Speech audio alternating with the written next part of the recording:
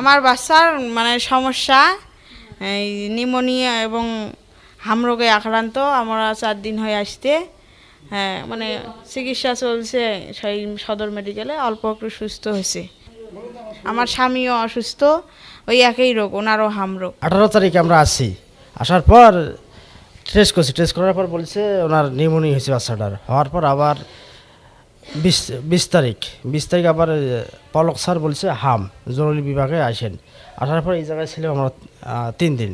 3 দিন পর আজকে আলামিন মাসুদ স্যার বলেছে আলহামদুলিল্লাহ বাচ্চা সুস্থ আছে, আগামীকাল লিশ কই দিবে। কুড়িগ্রামে হামের প্রাদুর্ভাব যেন কমছেই না, সময় যত বাড়ছে হাম যেন ততই বাড়ছে, কখনো বাড়ছে কখনো কমছে। এই নিয়ে প্রায় 1.5 মাস হয়ে গেল, এখনও হামের প্রাদুর্ভাব প্রায় একই রকম রয়েছে। তবে সময়ের সাথে সাথে এই হামের বাড়ার সংখ্যাটাই যেন বাড়ছে। আমি এই মুহূর্তে আছি কুড়িগ্রাম সদর হাসপাতালের হামের আইসোলেশন বিভাগে। এখানে 21 শয্যা বিশিষ্ট একটি আইসোলেশন বিভাগ। এটি গত 2 দিনে রোগীর সংখ্যা প্রায় 10 জন। এখানে গতকাল প্রায় 7 জন রোগী আরও নতুন করে ভর্তি হয়েছে। এর মধ্যে শিশুদের সংখ্যা হলো 7 জন এবং বয়স্কদের সংখ্যা হচ্ছে 2 জন। কুড়িগ্রাম সদর হাসপাতালের শিশু বিশেষজ্ঞ ডক্টর আলামিন আমাকে বলেছেন যে তারা খুব চিন্তায় পড়েছেন, কারণ সময়ের সাথে সাথে হাসপাতালের রোগীর সংখ্যা বাড়ছে। কারণ সারা দেশ থেকে এই সময় এইসব মানুষ এখন তাদের বাড়িতে আসছে এবং তাদের সাথে অনেক হামের রোগীও আসছেন।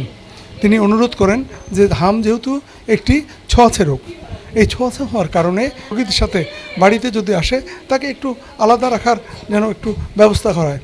পাশাপাশি কোনো শিশুর যদি এর প্রাদুর্ভাব লক্ষ্য করে জ্বর, বমি ভাব, গায়ে ব্যথা একটু যদি দেখে, তাহলে যেন দ্রুত হাসপাতালে এসে ভর্তি হয়। কুড়িগ্রাম জেলায় এ পর্যন্ত হামের যে প্রাদুর্ভাব রয়েছে প্রায় 100 জনেরও বেশি এই আইসোলেশন বিভাগ থেকে চিকিৎসা নিয়ে চলে গেছে।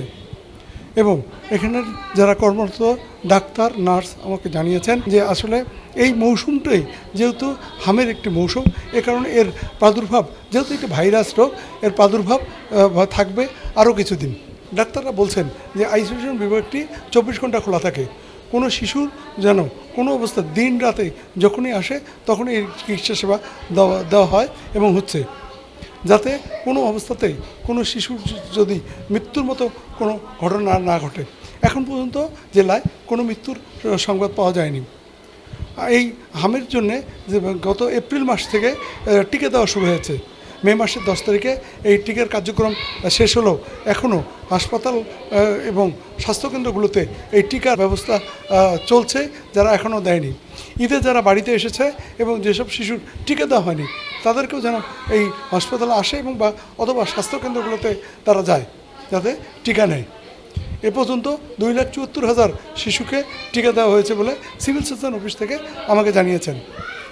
এবং সময় যত যাবে এর প্রাদুর্ভাব বাড়লেও ডাক্তাররা বলছেন যে আতঙ্কের মতো এখনও কোনো ঘটনা সৃষ্টি হয়নি।